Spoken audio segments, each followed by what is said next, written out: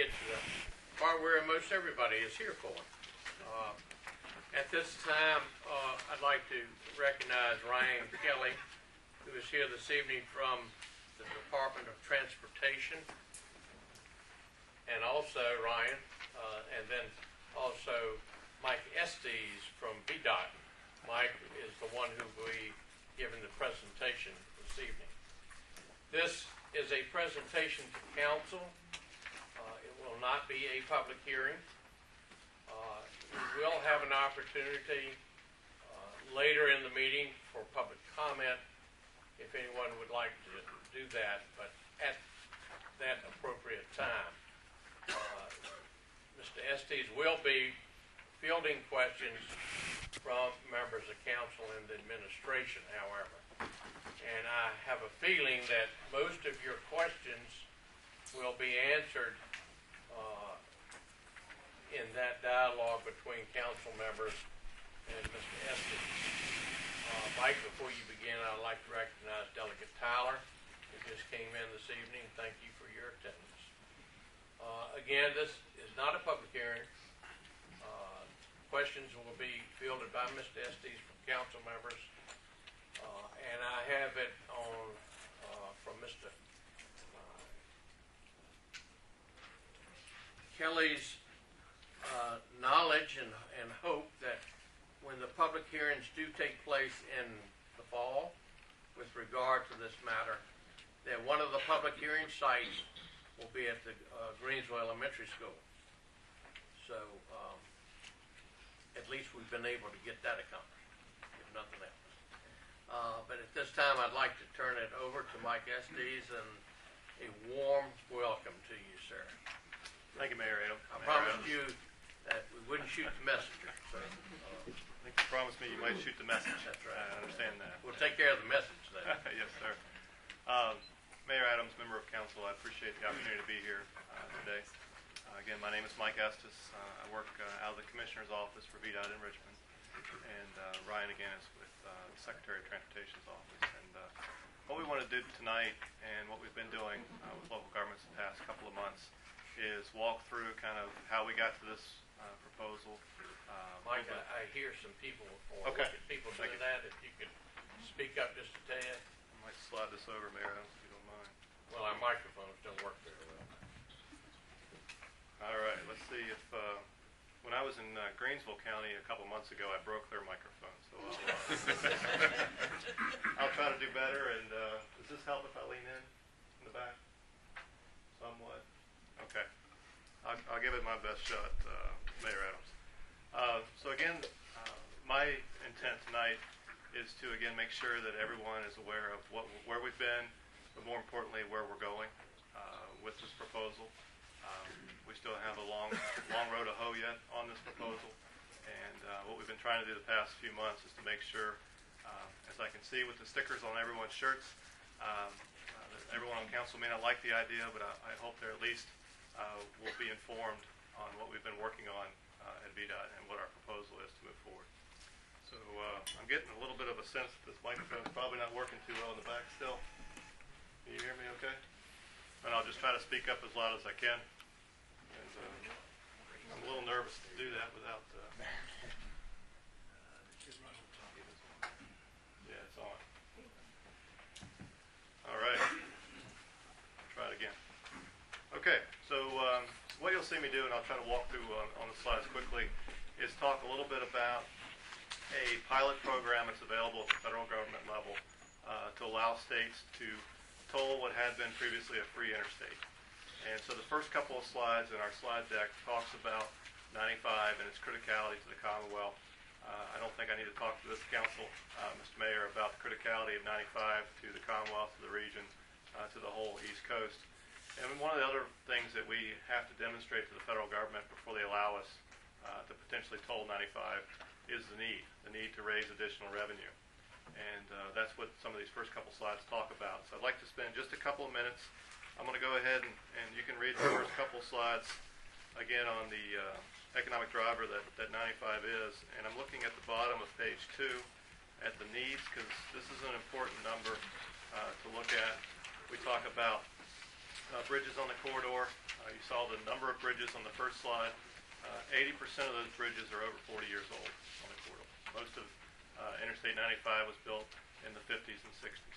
So we're reaching that age where the investment is absolutely needed on the corridor, and these numbers demonstrate that by looking at a variety of local plans, planning district commission plans, metropolitan planning organization plans, and statewide plans as to what the true need on the corridor is over a 25-year period. It's important to note that $9.6 billion, because we'll kind of come back to that number on a couple of occasions. The next slide with the pie chart. Our message with the pie chart is to say Virginia recognizes that tolling, we'll talk about some rates here in a minute, but the amount of the toll rate that you would have to impose to generate that kind of revenue would be astronomical. And so we're not relying on tolling to be the answer to all problems on 95. What the pie chart is trying to demonstrate is that we would maintain our current level of funding on the capital side is the dark blue. The light blue is kind of the operations and maintenance, our O&M side. And then we're trying to represent tolling funding to be an incremental increase in funds that could be brought on to 95. So the next slide talks a little bit about the pilot program that I mentioned, some of the background. I think just as an important note, the federal government allows three slots in this pilot program. And they have provisionally held those slots for Virginia, North Carolina, and Missouri. And I'm sure you've heard a little bit about some of the activity in North Carolina. We can talk about that if you'd like throughout the presentation as well. So back in last fall, we received what the federal government considers conditional provisional approval in its pilot program. And I'll talk a little bit about what that actually means. Provisional means they're holding one of those three slots for Virginia. So they've looked at our interest at the highest level and said, okay, we'll hold a slot for Virginia.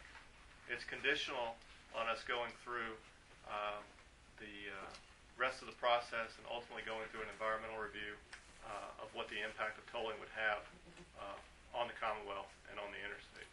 And we'll talk about what that means. But what it means is we first have to apply through a formal application process that we plan to submit later this summer to the federal government, applying more formally to get one of those, to get the provisional approval stricken, so we have full approval into the program, be contingent on the environmental work. And I hope that makes sense, but somewhat of the federal program specifics. As I move on, I want to talk a little bit about some of our efforts, and we've been doing an extensive amount of outreach the past few months. Once we got approval from the federal government at that conditional, provisional level, they asked us to develop a vision plan for the corridor. We did that over the winter months, and in February we started to roll that vision out to the planning organizations and local governments. Since then, we've continued to refine our work through traffic studies and engineering analysis and economic analysis and socioeconomic analysis, and we've taken our message out to the groups you see there, but also more importantly, we've met with most of the Board of Supervisors or city or town councils along the corridor, anywhere from Fairfax down to Greensville County over the past couple of months. And we've spent a lot of time talking about the process and our plan moving forward. We've also held some...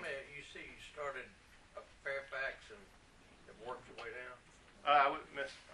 Mayor Adams, I wouldn't say it was in that order by any means. Well, it's close. We've actually hit a lot of different people at a lot of different times. Well, I mean, I don't blame you for showing up here last. No. Well, based on schedules and everything else, we've done. Okay. We met with Greensville a couple months ago. Right. Okay. And we're here in Emporia now. Okay, thank you. We've also done a lot of work with the NPOs and planning district commissions. You can see the workshops. You guys were able to attend, thankfully, to the Southside workshop that we had back in June.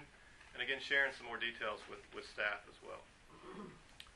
So most of the questions we usually get to are right down to brass tacks as to how much are we talking about and where. And I think this council is fully aware of where we're talking about. We'll get into that here in a second.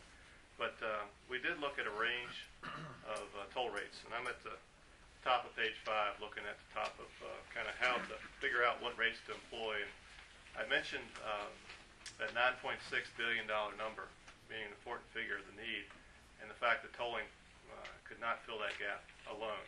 And that's some of what this slide talks about, is the type of very extreme toll rates that would have to be employed if we wanted to raise that kind of revenue. We looked at market rates, and we'll talk about some of the other market rates for toll rates along the East Coast. And Virginia is proposing what in the industry, and I know it's somewhat of a perspective way to look at what that toll rate means, but it is a fairly modest toll for the stretch of interstate we're talking about. We recognize that it's a pretty large toll for local commuters, and we'll be talking a little bit to you about some of our thoughts on that as we go through the presentation of how to offset that burden to some extent. The next slide talks about the different scenarios that we looked at, and I want to spend just a few minutes on this. I think this is important. This is the one that talks, it's titled Toll Scenario Analysis. We basically, if you look at the, I'll call it the A series, the first three, A1, A2, A3, we're looking at toll locations in Sussex and Caroline County. A1 was one location in Sussex County, looking at tolling in both directions.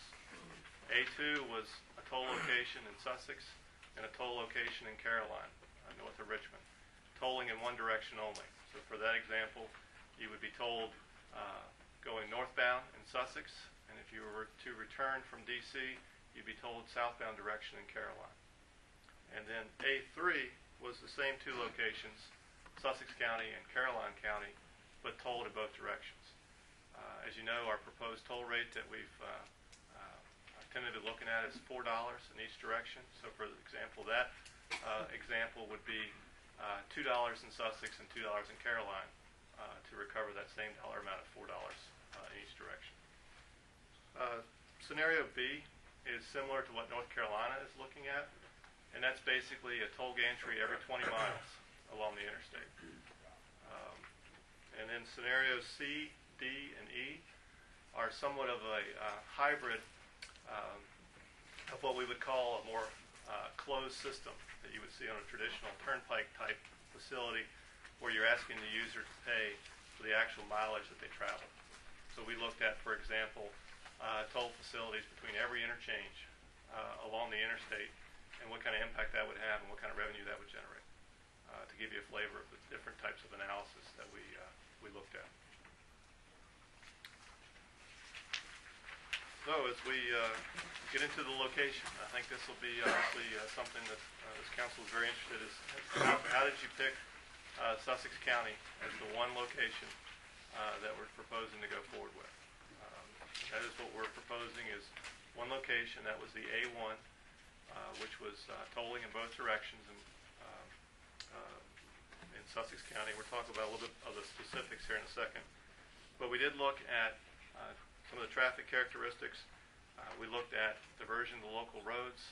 That's a big issue, especially the fewer number of toll facilities you have.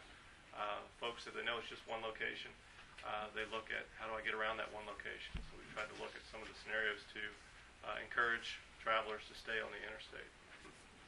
You can read some of the other factors that are there, but I wanted to go ahead and jump to the specifics at the bottom of page 6, and that's the one with the first map. And you can see some of the characteristics. And again, this is your backyard. You know the facility very well.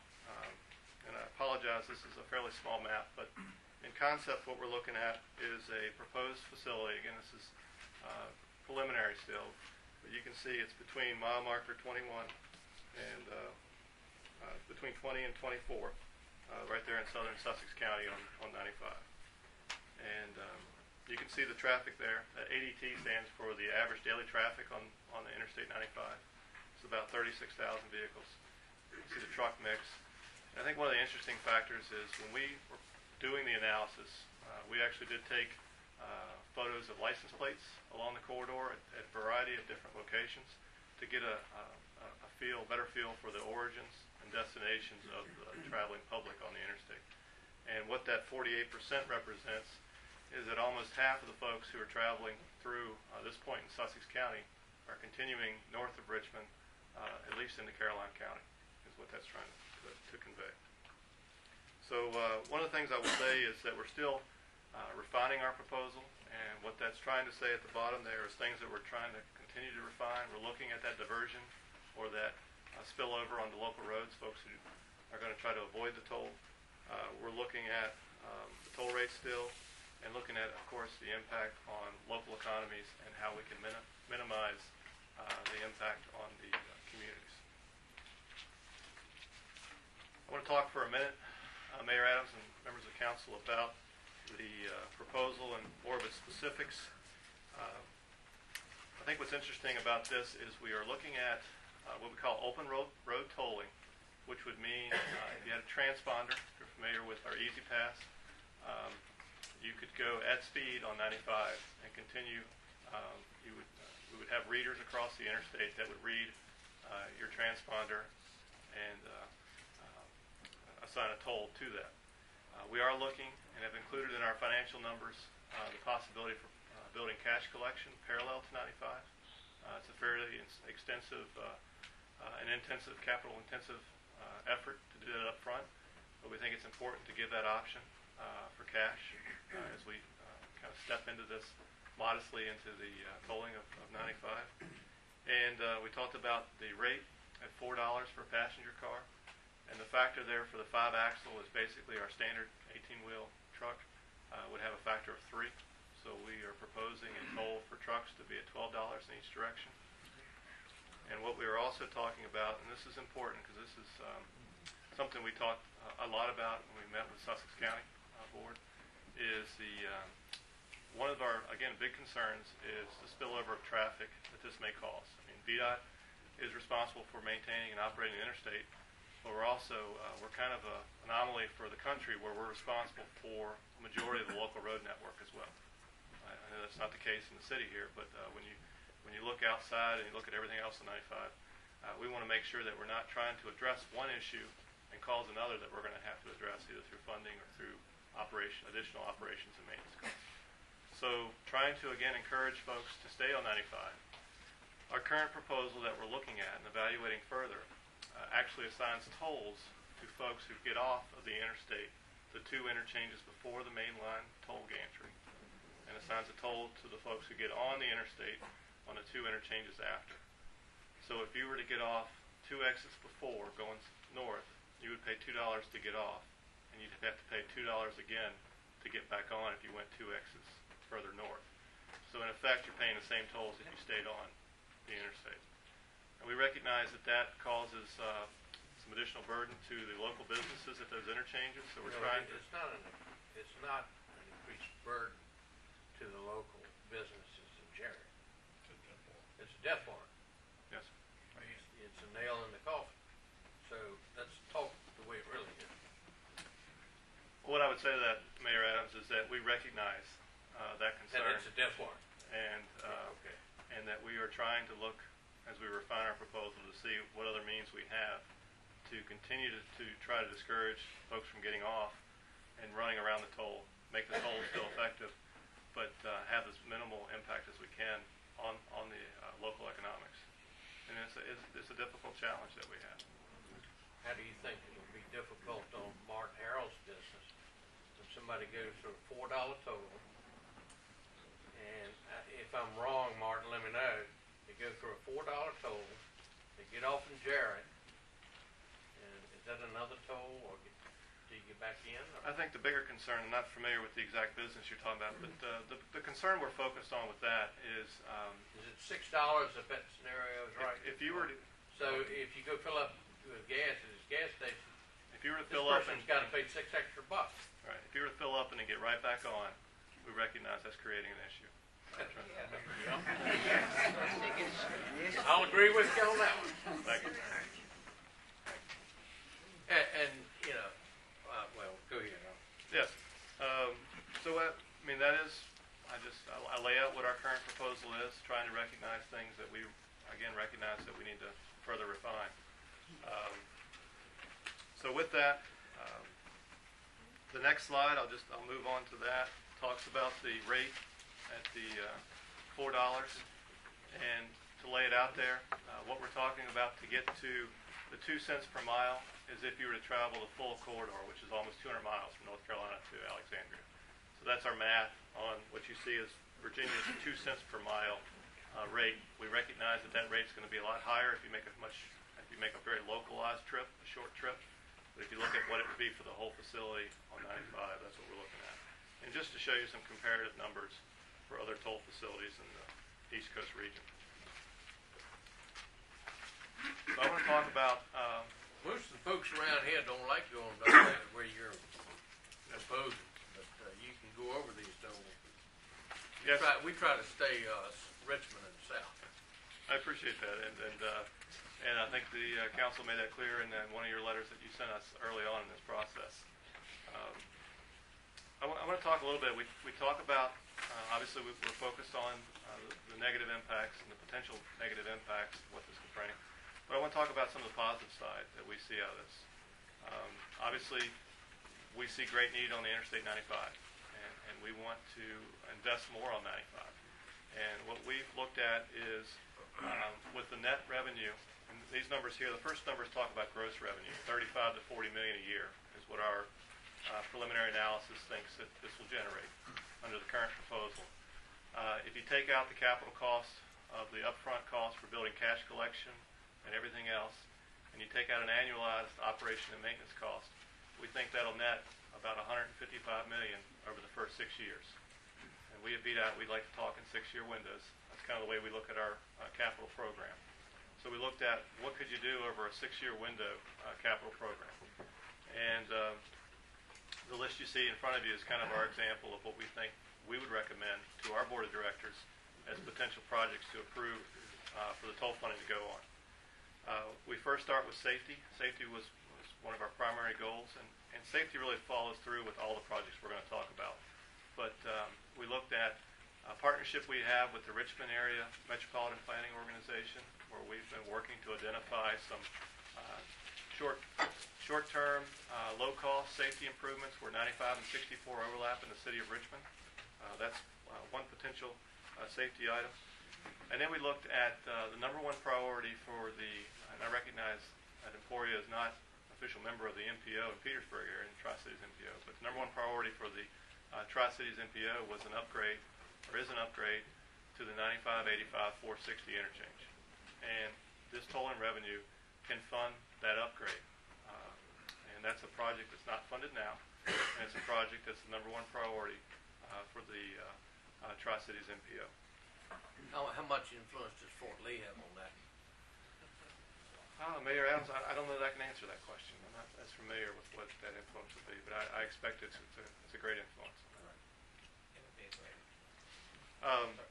And then I want to talk about a lot of what this program is focused on is rebuilding the interstate that's reached its lifespan. And with this modest toll revenue, we estimate that we can rehabilitate or reconstruct around 4 bridges that aren't funded to be reconstructed or rehabilitated now. Where are those bridges located? We do have those locations. They are from basically Petersburg South is what we've looked at. We've got some bridges right now in the current program in Emporia. Right, the Hager River Bridge. Yes. That's already... Those are funded. And so what we've done is we've looked at the next series of bridges based on our rating, on our deficiency rating, at the ones south of Richmond, where would be the priority bridges that we would propose using this money on, and that's what that represents. We did the same thing on the pavement side. What are those areas south of Richmond that are in the most need of reconstruction or rehabilitation from a pavement perspective? And I think members of this council probably know that better than I do by riding on the interstate. You could probably point them out to me as to where those are. And with that toll revenue, with this mix that we're proposing, we could rehabilitate or reconstruct around 57 lane miles of pavement with that revenue. So what we want to do was represent, again, what that revenue... Let me ask you one question. Sure. Let's take what you're going to do with the money on 95. Tell me how much you're going to spend from Richmond South versus Richmond North. Sure. On toll revenue, Mr. Mayor Adams? Well, I just want to know where the money's going. On the toll revenue, what our proposal is 100% of that $155 million first 6 years would be spent Richmond South. So all the money will be spent Richmond South. Yes, sir. And I will tell you, though, I will say as we move forward with the application, this is our recommendation. Is that because the federal government told you to? No, sir. No, sir. Didn't they insinuate that? I wouldn't characterize it as that. They're looking for us to do the proposal to them as to where we think. That's what one thing they said, that they want to see the toll money used where it's collected. They charged us with telling them, Mayor Adams, where we would use the revenue, and they were very interested to see where that is. They're very interested in seeing it used where it's collected. I mean, it's what the newspaper said. And I will say, Mayor Adams, members of council, one of the things, though, that we are trying to keep open, just to lay the cards on the table, is through our application, the way that we are drafting it to be submitted later this summer, is we are asking for the ultimate flexibility to spend that money wherever our board of directors does see fit on 95. And I think that's some concern we've heard. But I will tell you that the proposal that we are moving forward with, that we've briefed our board of directors with, had these specific projects, the same ones you see here. So, But subject to change. Can I ask a follow-up to your question? What's to preclude, and Delegate Tyler, you correct me if I'm wrong in my assumption here, absent toll revenue, what's to preclude the General Assembly, at the recommendation of the governor or of their own volition, from redirecting money that would otherwise be coming to that portion of 95 to other areas once you have the existence of the toll revenue to make up for that, much like the shell game that Virginia Education saw with the existence of the lottery? Okay. Mayor Adams, Councilman Harris, I'll take a shot at that. Our interpretation of the pilot program that we're looking to pursue specifically says by federal law that the money collected on the facility has to be spent on the facility. So it has to be spent on 95. So our understanding would be they could not delegate that it be spent on 85 or on 64. But there's nothing in federal law that would preclude money that would otherwise have been budgeted for 95 to go elsewhere.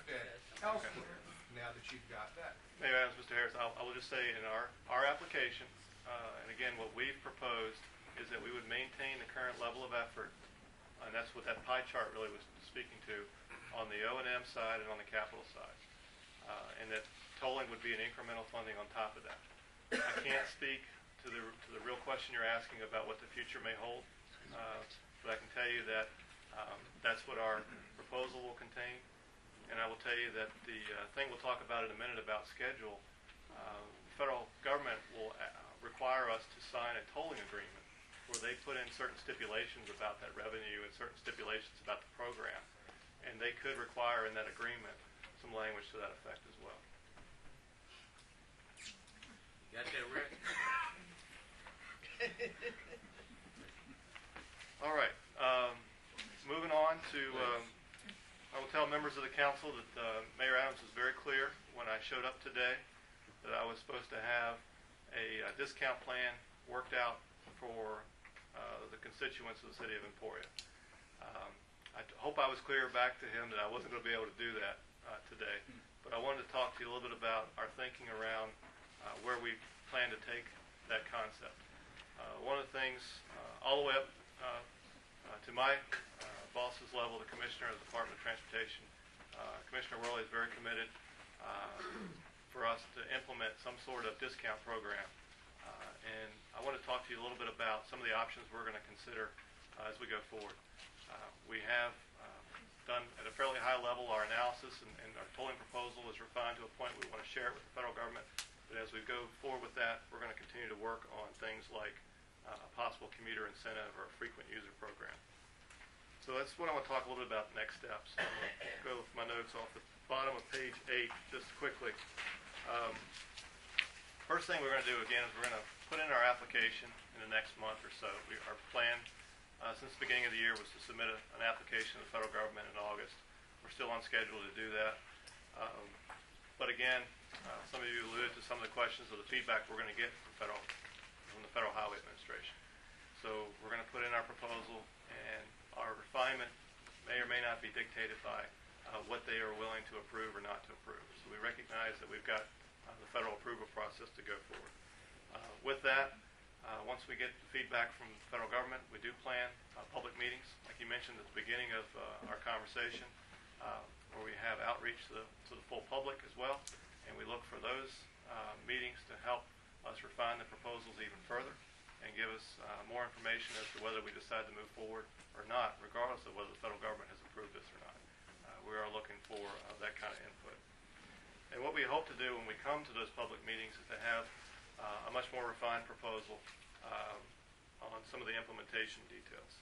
We're going to continue to look in much more detail on the impact to like the 301s of the world. We've got our engineering folks looking at the pavement, looking at the bridges, looking at safety of turning movements for if you have additional traffic that is diverted over to 301.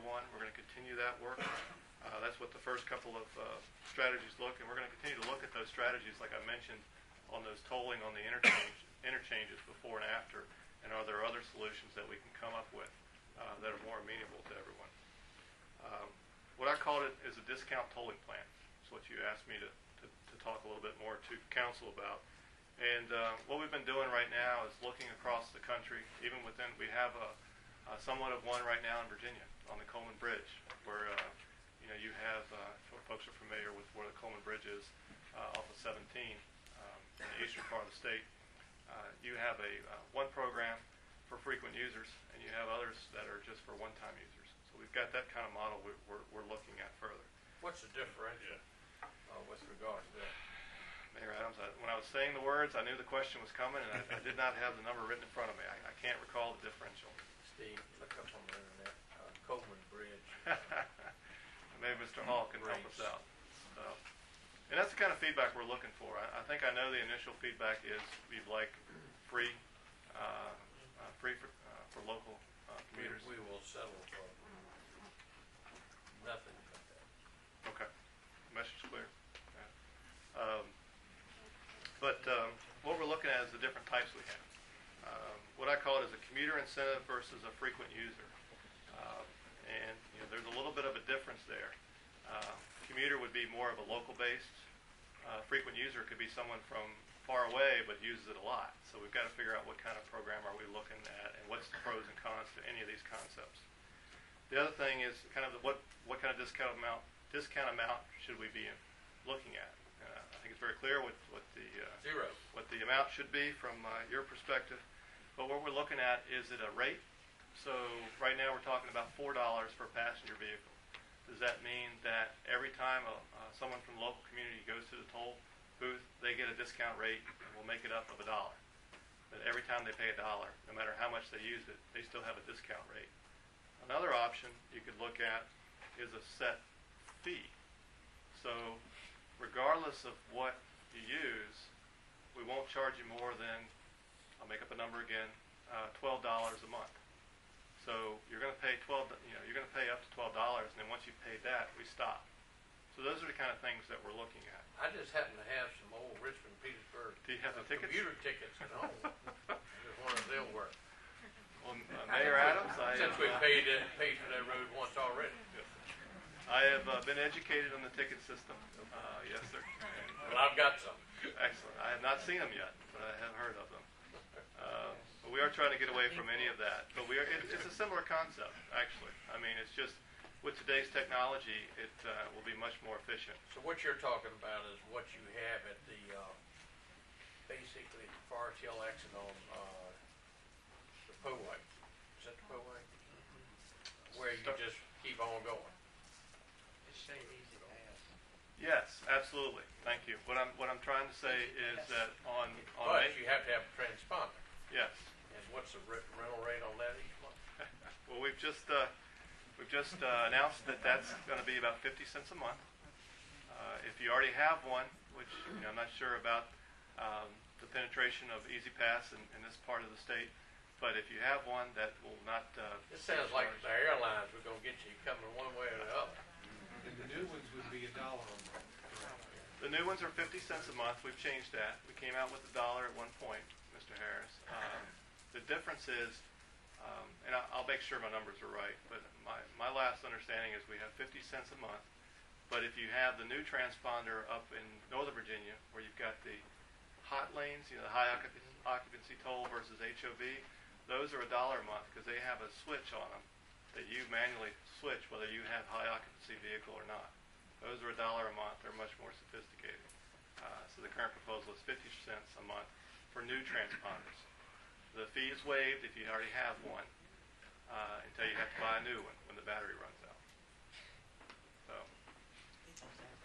So I will say, Mayor Adams, when we talk about transponders, I think that's an important issue that we still have some work to do on as well. Currently, we have certain programs where you have to have it associated to a credit card or a bank account, and recognizing some of the challenges we may have, we've got to figure out how do we approach that when we look at this discount user program.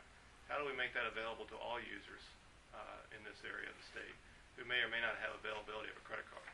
And so those are the kind of details that we plan to work out over the next couple of months as we look to refine this program.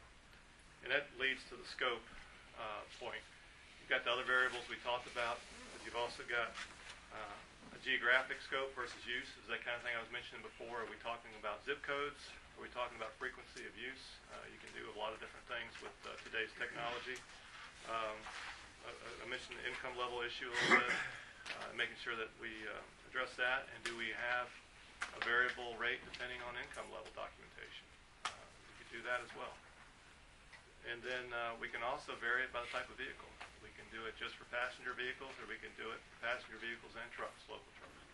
So I guess what I'm presenting, Mayor Adams and members of council, is I understand the position of where council is on the idea of tolling in this location.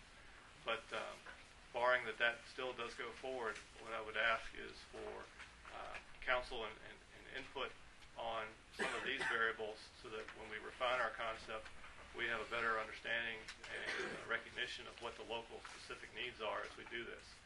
Because we don't know your jurisdiction, obviously, as well as you do. That's what I offered the day after the governor announced that he was going to put tolls on the road. You know how much response I got out of his office? You told me, Mayor Adams. Yes, sir. Would you like to remind me? I'll let you remind me. None. So that's the kind of response the governor has for us. Well, all I can say is moving forward, I'm here. We are looking at, again, trying to get some folks together who can talk about the local needs as we go to implementation. And we will be reaching out to you and Mr. Thrower on some ideas as to how we can best accomplish that.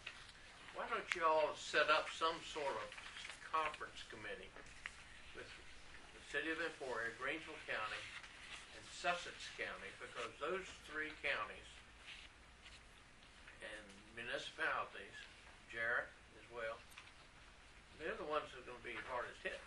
Yes, sir. I mean, it doesn't take a whole lot of common sense. Of course, we're just country folks down here. We don't know like you guys are rich. But, usually when we have a problem down here, we'll just sit down and talk about it, and it gets resolved. And I would suggest maybe you all take a little bit of the country back to the city. Well, Sit Mayor down Adams, and talk, and maybe this thing can be worked out. As a gentleman from the country myself, we've already taken that approach. We've just sent out a letter to Greensville County from their initial resolution from most recent, suggesting that very thing. And so you'll be getting a similar letter as well as Sussex and Jarrett to do that. So we're actively looking to do exactly what you're talking about. I wanted to wrap up, if I could, Mayor Adams and members of council, on schedule. And I think we've covered a majority of it, but just kind of as a reminder, we are looking to put in an application, which again is kind of our next step in the federal process next month. Again, depending on the reaction that we get from the federal government, I think we are hopeful to get a fairly quick response, but that again is not really in our control. We would refine our concept accordingly and then take that to citizen meetings, hopefully in the fall. Again, that's a fairly aggressive schedule. And then depending on what we hear from the citizen meetings, we'll look to our administration to then make a decision as to whether we're going to move forward with this concept or not. And what that really pivots around is what I've left as the last bullet is that tolling agreement that I mentioned. That's our final approval process that we need from the federal government to actually look towards the implementation phase, which would follow that. So Mayor Adams, I appreciate the hospitality tonight and the cordial questions, and But the questions aren't over yet. I recognize that. I thought I could just leave now. Yeah. I want to say to the public that is here tonight that all the conversations I've had with you and Ryan have been very cordial. We don't agree, but they have been cordial, and I appreciate you listening to our concerns. And I get a bit over anxious sometimes, but you just have to get used to that. Yes, sir. You mentioned the reaction of the federal government to your application, and I said at the outset of the meeting that this was not a public hearing. So these people do not get the opportunity to ask questions this evening. That will come later at the public hearing. But I would like to ask everyone in the audience to stand right now if you're against these tolls. I think this is a pretty good indication of how folks feel around here. Yes, sir. I got it. Okay, you got that? 100%. I guess it's 100%. And because we don't verbally come to the microphone and say what we feel about the toll, you just got it right there. Now, I will begin this evening, and I know other members of the council have questions, and I'm approaching this more as an overview, and I think some of them have more specific questions. And for those of you in the audience, I hope if you have a question that we will be able to hit on that, hit the answer to your question. I don't know. And again, we thank you for your attendance tonight, but some of my remarks are about Emporia. Some of it is more of a collective approach from the standpoint of Emporia, Greensville, Sussex. And I know we sort of don't really, we can't really draw a line and say this is the area we're concerned about, but you know the demographics of this area already. I'm not going to get into that again. You already know it, and I think you need to recognize it. Emporia, as you know from the JLARC study, is the number 1 or 2. We have a little bit of discussion. Fiscally stressed municipality in the state of Virginia. As per median income, Emporia is the 11th poorest community in the state of Virginia. And the latest unemployment figures for Emporia is 10.3%.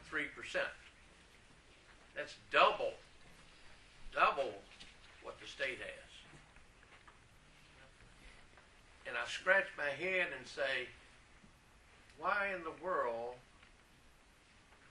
does the governor of Virginia want to put this on the backs of the people in an area so fiscally hard up? It's a hardship already.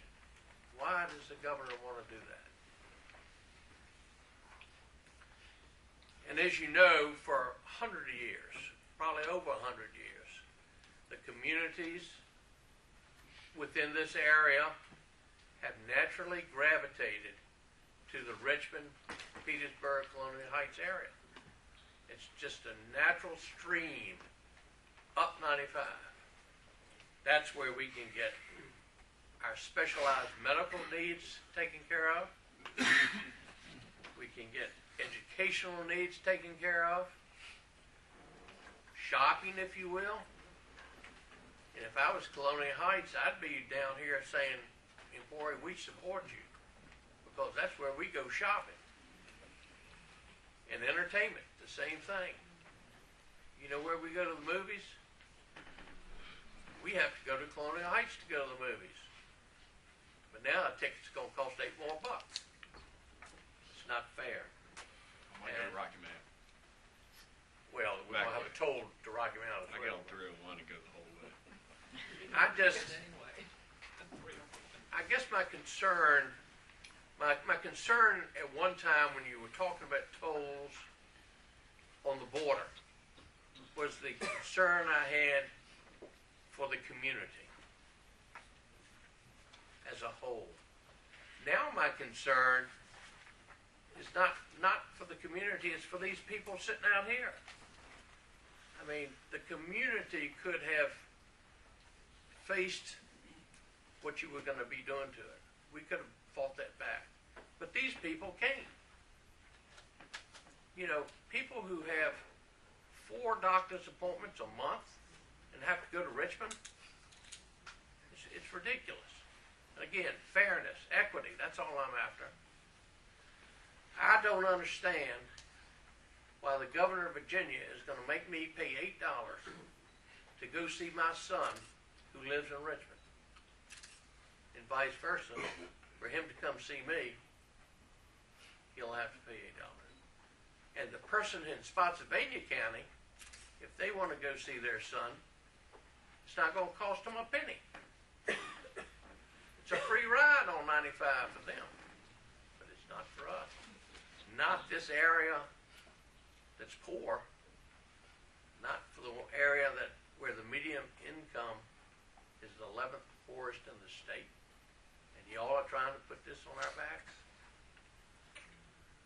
We have a number of individuals who work in the Petersburg area. One example is a young man who I'm acquainted with who has worked hard through college and has gotten his RN. He's now employed by Southside Virginia Regional Medical Center in Petersburg. He calculates that with this toll, as is, will cost him $1,320 a year. But the guy who commutes from Richmond to the hospital in Fredericksburg isn't going to pay anything. That's not fair. I had someone ask the warden at Greensville County Correctional Center today what effect or how many employees will be affected by the tolling at Greensville County Correctional Center. These are your people. These are your people. You know what you're doing to them? The warden responded that the toll will affect 85% of the employees at Greensville County Correctional. That's not fair. Martin Harrell's got a store right there in Jarrett. If somebody coming south goes through the toll, gets off in Jarrett, that tank of gas is going to cost that person $6 more. And a loss, like whatever, it's a big loss. Yeah. Who's going to take $6 more to fill up the gas? It's ridiculous. It's not fair. Because you don't have the toll up north. You ought to get gas up there. And hypothetically, if there was an oil company here in the locality who runs trucks up and down the highway all day long, all night long, to bring supplies of fuel to Emporia, that's $24 a trip. Yes, sir. And that adds up. And he's got to put it into the tank, and then we go to the tank. Do you think he's not going to pass that cost along to everybody sitting out here? It has a ripple effect, and it's just not fair. I spoke earlier about Spotsylvania County. You talked about Caroline County. What I did in a map, I tried to find a location equidistant from the Broad Street exit. to Emporia. It takes me an hour to get to the Coliseum. And if I use the Coliseum exit and draw a string, put a string there, and I go up, it's just about at exit 118, Spotsylvania County. Yes. Thornburg, I believe, to be Yes. exact. On the internet, I found that the traffic counts on exit 11 are about 38,000 per day. The traffic counts on exit 118, equidistant from Richmond, in Spotsylvania County, are 88,000 cars a day. 50 more thousand cars a day. That doesn't make sense. $4 a pop, 50,000. Ooh, you'd be able to make those bridges out of gold. I just don't understand why we're having this. I drew a little map here, and I know you can't see it, and I've highlighted it. If you want to, it's on Channel 12 News. But this is the area that is affected by your tolls. Now, I tried to draw a triangle, and I wasn't very good in math or geometry or whatever it was, and it didn't come out as a triangle, but it basically shows the area in which all of us live. And you know, it's a small little area compared. I'm getting wild now. But it's a small little area as compared to the whole state of Virginia. And I don't understand why the governor of Virginia wants to isolate us down here. Why does he want to segregate us down here so we have to pay an extra toll? It costs us extra money in one of the poorest localities in the state. Why does he want to isolate us? Why does he want to segregate this small group of people down here? And there it is.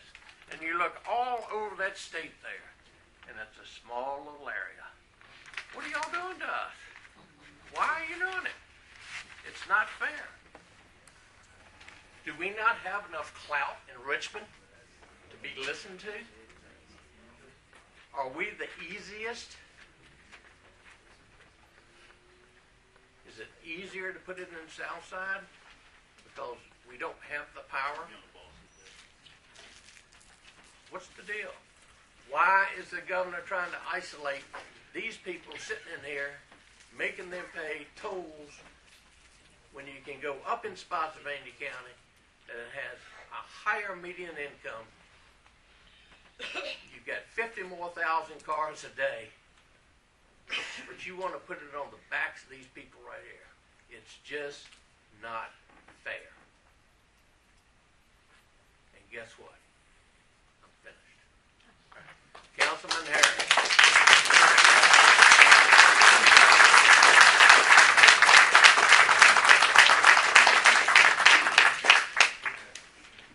Not sure I want to go after that.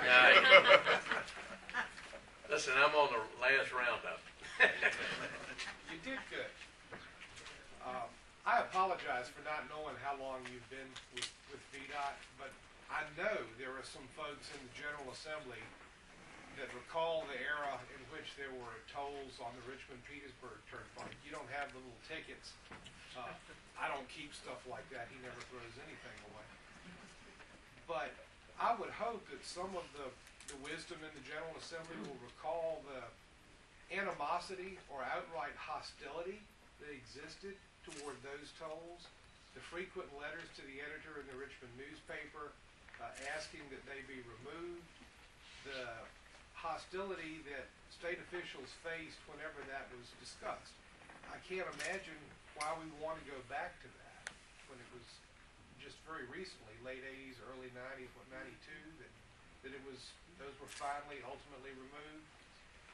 I consider myself to be fairly conservative, and I appreciate the reluctance of the General Assembly and the governor to impose a new tax increase by raising gasoline taxes, but I hope they're all aware that the public is becoming increasingly aware of the many tax increases that they're foisting on the Virginia public by shifting the costs of governments to localities directly or to the taxpayers directly through user fees or tolls.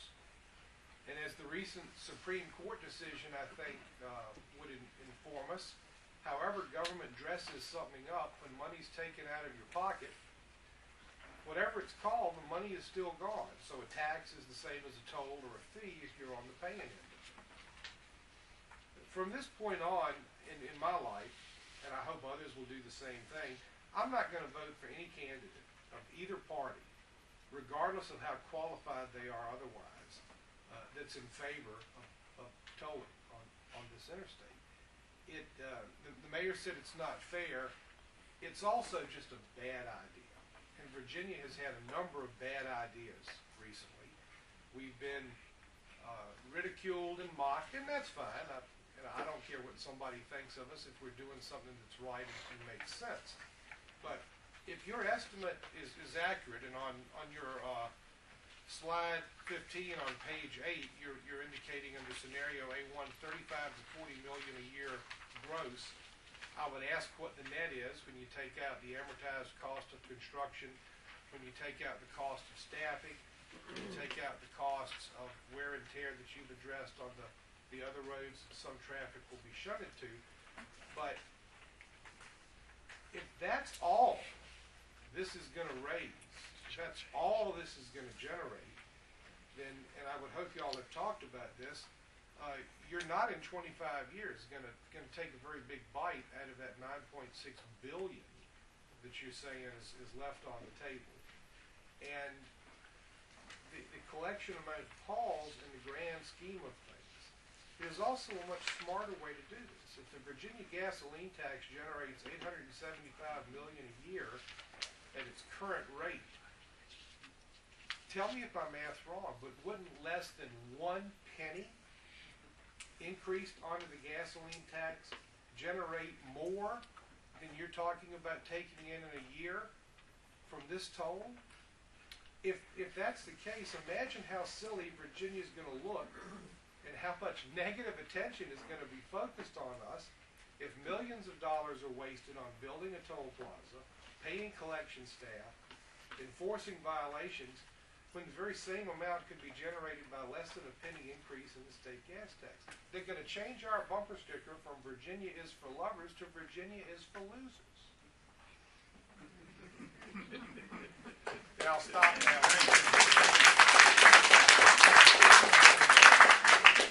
Mr. Saunders? Oh, did you want? Yeah, no, I think he wants to. Is my math wrong on the rate? I'll respond, Mayor Adams, and any councilman. If you want me to respond, I'll do my best at answering questions. I won't debate. I think the math is accurate. I just want, if you were asking me on the penny on the gas tax raises, a little less than $50 million a year. So your math is spot on, sir. Thank you. So what you're saying is if the legislators would vote 1 penny on the gas tax, we wouldn't have to be jumping all these hoops to be going through tolling. I'm not sure I would characterize that's what I said, Mayor Adams, but what I did answer was that 1 cent does generate $20 million. And another thing with regard to that is that everybody in the state would be paying it. And I will respond, Mayor Adams, and I understand wholeheartedly the point that's being directed. I would say from VDOT's perspective, we are pursuing an option that we have available to us to bring, even though it's modest revenue, it's incremental revenue that we don't have now to address a problem that we can't address. That penny of gas tax, with all due respect, Mayor Adams, is hypothetical money right now. And They so, won't budge. Can I chime in? No, I'm ready to go after the legislature. Go ahead, Councilman Son. I'd like to add that, let's talk about the gas tax for a minute. If we drive down into North Carolina, their roads are superior to the roads in the state of Virginia. I don't think there's anyone in this room that travels in North Carolina on interstates would ever question. I also agree with both of you that we are in dire need of improvements on our roads. But do you know what the sales tax is on a gallon of gas in the state of North Carolina? Yes. 38 cents per gallon. The sales tax on a gallon of gas in the state of Virginia is 17.5 cents per gallon, or 17.7 if I'm not mistaken. 17.5. I'm certainly not proposing a 20%, 20-cent gas tax. However, there's been no increase in tax, and I was in the fuel business in the 90s up to 2001 since the 80s. And you guys weren't here, we weren't in there, but we fell behind, and we're playing catch-up. And what you're proposing to raise on tolls will not play catch-up. You're talking about doing some maintenance to some roads and bridges, and I think it's extremely minuscule and short-sighted of the big picture that this state has. It's not just I-95, it's I-77, it's I-81, it's 64, which is an absolute catastrophe of a road. And I'm assuming 66 amongst the highways around Northern Virginia. On top of that, so using Mr. Harris's numbers, based on what I came up with when you were talking about what we can raise gross and net, which I don't think includes the impact that you're going to have to 301, you're going to net $155 million over 6 years, which is a net of $25 million per year, less what you have to do to 301. I would also, let me get to this point first. If my numbers are right from a couple of buddies who are in the petroleum business today, 40% of the fuel sold in the state of Virginia is bought by people outside of the state of Virginia. So if they're using our roads, not just 95, all of our roads, let them pay for it. All of them. And if we're using our roads, we should pay for them. All of us, not one group. And if you don't want to use the ugly word tax, let's call it a user fee, because we're using the highway. But the bottom line is, you're going to pay me now or you're going to pay me later. Well, we passed the pay me now. And now you guys and our folks are having to clean this thing up. If we're going to clean it up, let's clean it up. Let's not play a game with it. I mean, a toll that's going to net out $25 million per year is chump change. At the state level, it's chump change. So that's part of the issue I have with it. I would also support and make, I can't make a motion, but I would certainly be the first one to say that if you're going to put a toll at this exit, you're going to increase the cost of our rescue squad, our fire departments. They are all volunteer organizations. They are funded by the city of Emporia, the county of Greensville, the county of Sussex, the town of Jarrett, and I imagine the town of Stony Creek. Again, the poorest communities, or some of the poorest communities in the state. And I'm sure that in this really nice PR piece you guys had, there's not a nickel to help with that. Okay, you can go to the next one. Young member, Council. I just would like to make a statement. I mean, they really did the homework on everything. But when you first started, I thought about it's coming at a time when our economy is in such a slump. We're just in bad shape. And we are the number one or number two, as the mayor said, in Virginia. That has been bothering me for a long time. We are just, we're poor. No job. There's not even in sight hardly a job. And I travel 95 a lot with a grandson back and forth to college. And I can barely pay tuition. today I'm gonna have to pay toll. And I'm in Richmond 2 or 3 times a week. Okay. And it's just, like everybody has said, it's very unfair, and I'm not in favor of it at all. That's just my opinion. Thank you. Anyone else? I was just gonna ask, you said earlier about the 59 miles of pavement that the money would generate for 59 miles of pavement. Clarify that? Yeah. Yes. What I was talking about, Mayor Adams, Councilman Temple, was with that 155 million over the 6 years that we were just discussing, that laundry list of projects could be funded with that 155 million that aren't funded today. And an example of that would be 57 lane miles of pavement could be rehabilitated. And when I talk about lane mile, Would you clarify what a lane mile is? yes, when I'm talking about a lane mile, it is one lane of 95 for a mile. So, for example, 2 lane miles would be two lanes. So It gets smaller and smaller. So in one direction with 2 lanes, we're talking Yeah. 22 and a half miles. Yeah, I guess what I had. And we could pay from here to Stony Creek Yeah. One lane of either side. in one direction. in one direction. One direction. Less than that, 14 plus miles. Yeah. That's another thing, one more thing when I had that written down. Jim had talked about the emergency vehicles and stuff, and we have so many people here that have no jobs. People don't even have food. A lot of people don't have food to eat. And one of the things that we have a very high Medicare and Medicaid group, and they're always going up and down 95 every day, going to MCV and the doctor's appointments and stuff. And so that's another thing that we really have to think about those people too. And those people take public transportation. Yeah, So that's going to be passed on. that's right, to us. Can I ask Mayor Adams to expand on that? When you speak in the public transportation, help me understand.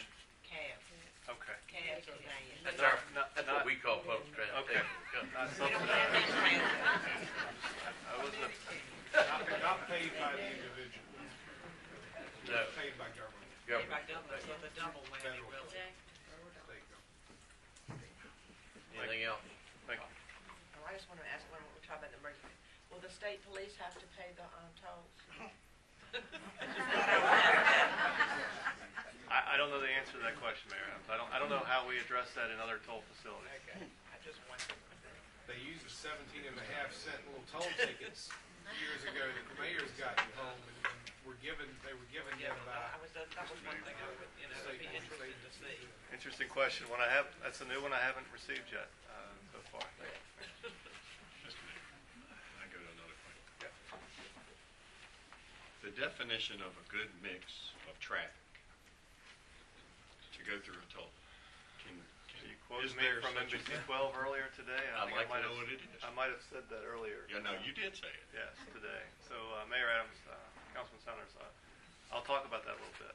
And when I talk about a mix, I'm talking about a mix of local users and long-haul users. And what I was trying to point out in that slide was over half of the traffic, or around half of the traffic is long-trip users. So it is a good representation of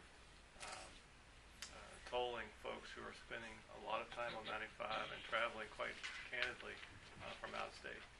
How about at the other locations? I don't know the percentages off the top of my head, but we did do that kind of analysis at other locations. And I've asked our team to put that together. So what you're saying is 38,000 here, 88,000 in Spotsylvania. I bet they got a pretty good mix too. Yeah. Because you referred earlier to Caroline County having a good mix. Yes, I would not So, disagree with that. if they're in Caroline County, I'm sure they're going to go to Spotsylvania. Yeah, More probably. than likely, because 17 right there around the Fredericksburg area is Well, somewhat that's of a further trend. north. That's what I'm saying. I would agree. So, why not put it up there where the rich people are and capture 50 more thousand cars a day? I mean, that's pretty simple. So Esther's going to ask you another question. In reference to other current tolling locations, as an example, I like to make a trip to the Outer Banks from time to time, and Chesapeake Expressway has a toll. no exit ramp tolls there. I can assure you, because I get off and take the other way, because it used to be the old Battlefield Boulevard that you would take down, and I passed the tolls. Right. So there are no exit ramp costs there, and I would imagine at many of the other locations in the state that however many we have, and I can't begin to do that, there are also no exit ramp tolls. I don't understand, again, how we're being chosen to take the ramp cost into play when other localities are not, and I'll go back to the mayor's statements earlier. It's not fair. I realize you want to capture the cash off of the highway. I appreciate it. As I said, I know the highway, our whole system needs to be improved. But if we're going to play the game, why aren't we on an even playing field? Thank you, Mr. Mayor Adams and Ms. Saunders. I don't know the specifics on every one of our toll facilities. We do have some mix that do have ramp tolls, and it's a totally different facility. But Dulles Toll Road, for example, has tolling on all the exit ramps. But it's more of an Like to tell enclosed. you, we don't go up there. Yes, I understand. That's dangerous territory up there. And I'm trying to remember on the Chesapeake Expressway if it's one toll at one location or they have. I thought they had multiple tolls. No, they several have ones. one, and they bump it up double on the weekend from the Outer I Banks. remember that. Yeah.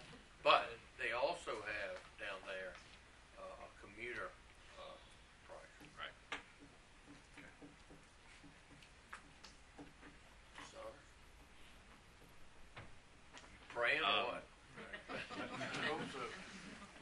I guess let's go back to the tax piece again. And again, I'm like Mr. Harris. I typically am a conservative person and don't like a tax any more than the other. And I guess my question is, where else do you cut? And I'll be interested one day to figure out what the cost of independent subbing out contract on the highway is versus doing it yourself. My guess is at the end of the day, you're probably saving next to nothing, if anything, but that's just my guess. With that being said, I would like to reiterate, well, let me back up. I have talked to a number of guys that are in the petroleum business. They are not speaking for petroleum jobbers, but the couple I talked to really don't have a problem with an increase in sales tax. The fluctuation of gas tax on the market, on the mercantile daily, is 3, 5, 10 cents.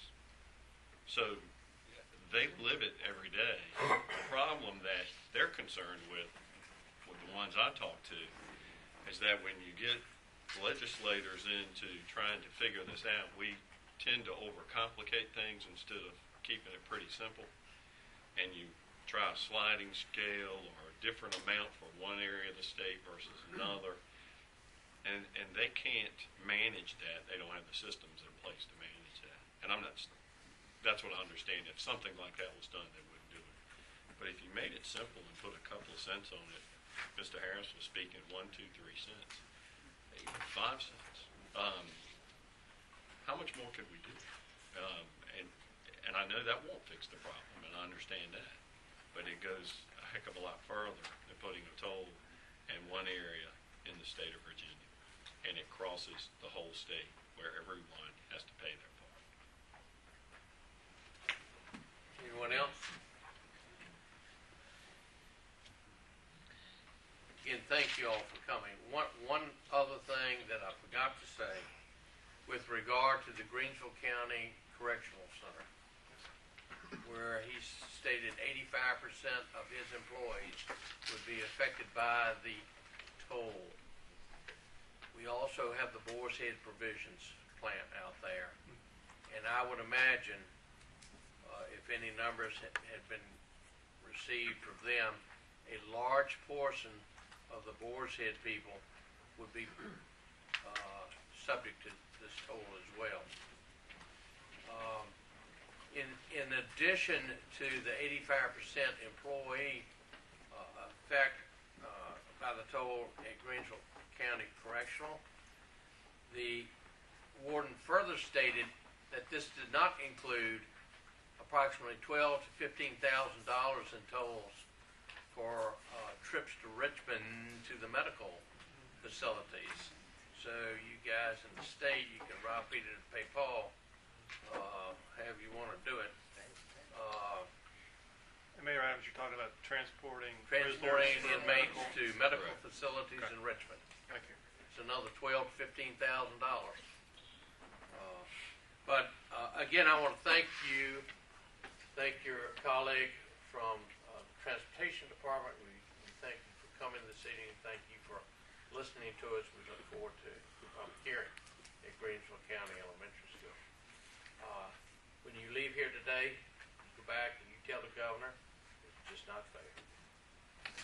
Period. It's not smart, It's not fair, it's not smart. and it's not popular. It's probably popular in Northern Virginia because they don't care. They got money. Well, what reaction have you got? You What- indicated that you've done outreach in a lot of places. But excuse me, one thing. Not to cut you off, but tell him it's not fair. And you tell him that the people in this room right here, we want to pay a toll. But the toll we pay is the same thing that the people in Spotsylvania are going to be paying for them to travel from Spotsylvania to Richmond, which is zero. We just want fair. What reaction have you had at the outreach efforts that you've done in other localities, in Northern Virginia specifically? Well, Mayor Adams, Councilman Harris, I would say we've had no action of support formally from any local government. We've had, more formally, we've had resolutions in opposition from Hanover, from Greensville County. We're going to pass ours in a few minutes. Yes. We'll just hand it to you.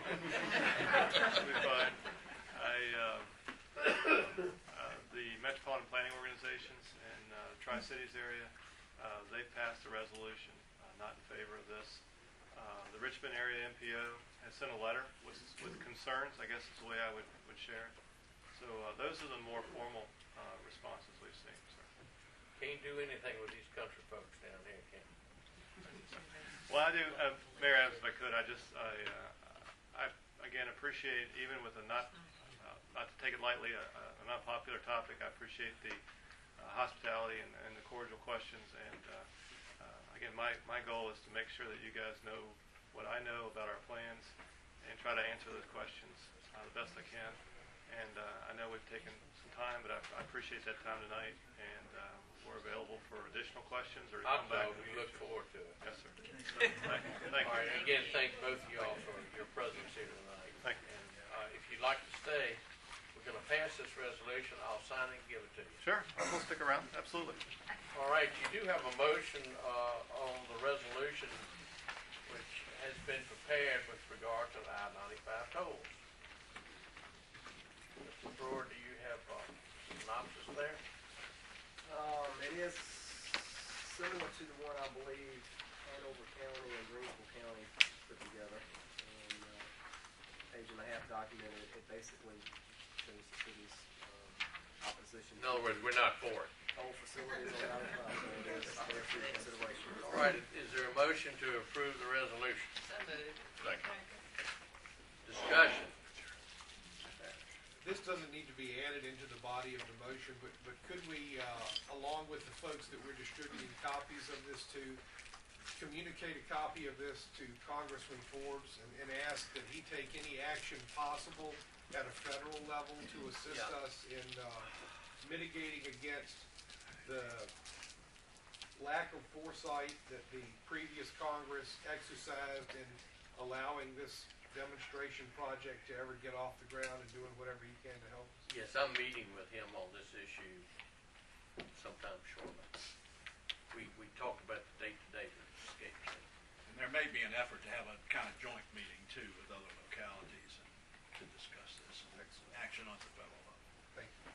All righty, you have the motion before you, and we have a motion and a second. Any further discussion? All in favor say aye. Aye. All opposed. Give me that motion. Give me that resolution.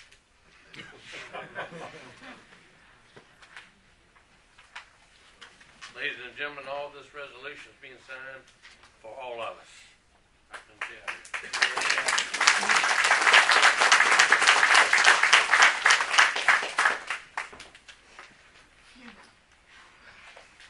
If Tessie will attest it and make a copy, we'll give it to you. But again, I do thank you for coming this evening. I thank you for the cordialness that we have shared over the telephone, and the response by the Transportation Department of coming down this evening. I guess you're representing the governor since you're coming from Transportation. The Office of the Secretary. Tell him we appreciate you showing up. All righty.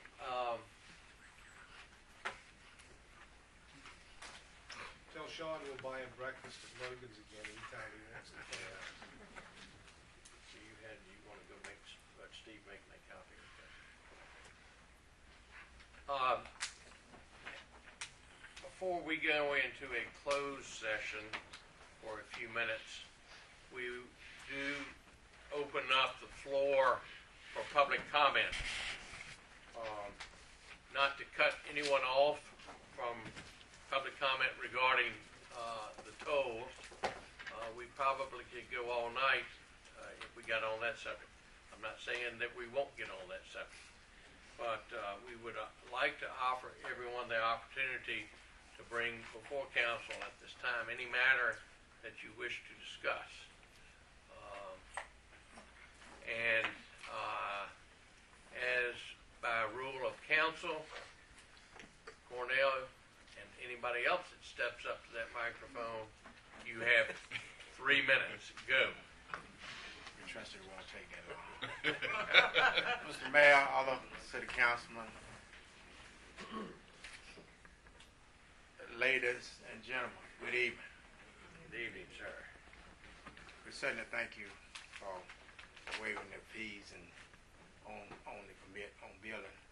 For every little bit helps as we embark upon our next house. It has been said that time, patience, and perseverance will accomplish it all. As we embark upon the 8th house for Employee Green for Habitat for Humanity, we invite you all on Tuesday, July the 24th, 9 a.m., 223 Zion Boulevard for groundbreaking. What time was that? 9 a.m., Tuesday, July the 24th. We trust that all of you all can come over and share in with them. Thank you. Thank you, Cornell. Anyone else?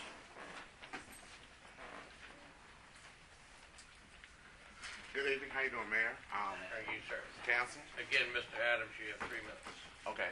I just want to make a request that the City Council review the policy that the Treasurer's Office is maintaining that are not written for review by the state statutes and ordinances for tenant water and sewage connections. And I appreciate hearing the concerns of the people about not being singled out and putting the weight of taxation on the poor. And all the concerns that everyone has in here. And I wish that you will review that policy on tenants in the city of Emporia receiving water and sewage, along with the unwritten policy. Thank you very much. Thank you, Mr. Adams. Anyone else?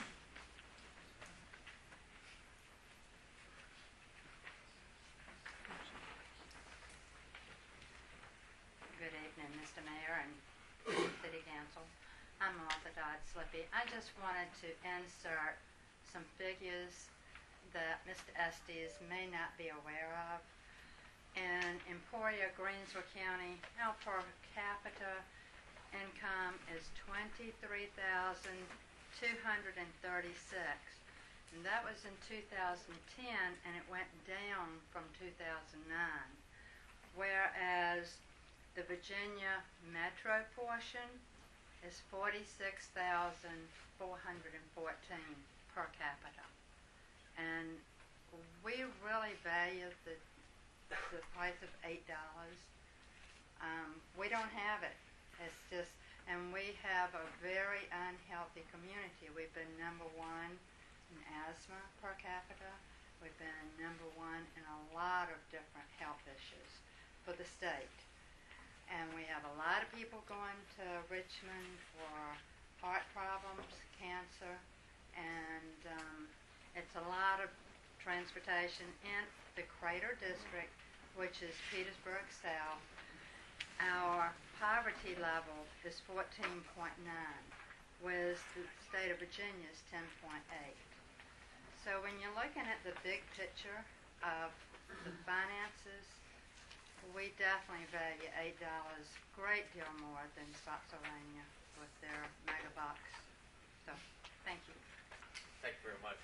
Anyone else? Good evening, Council Mayor. I have to say, excuse me, for my appearance right now. I'd like to say thank you, Council. Thank the City Police Officer for obtaining to the one that shot the young lady. Let you know she's home. She's doing very well. She's ready to come to a block party. On September 8th, we will be having Hope Fest. And we would love for the City Council to come out and enjoy themselves. We'll let you know that God is good. He's enabled her to be able to walk a little bit, be able to do the things that she's able to get up and do as a little child. And we want to thank the City of Emporia for helping her to get on her feet, helping her do the things that she's supposed to do as a little child. And Chief, thank you for catching her. Emporia, thank you for your support. That's what she needs. And sorry, bro, ain't not happening.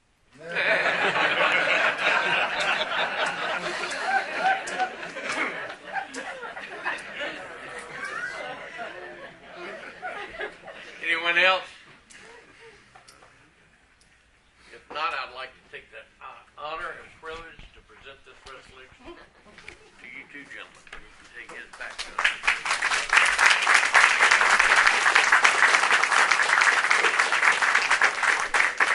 Thanks a lot. Thank you. Thank you all.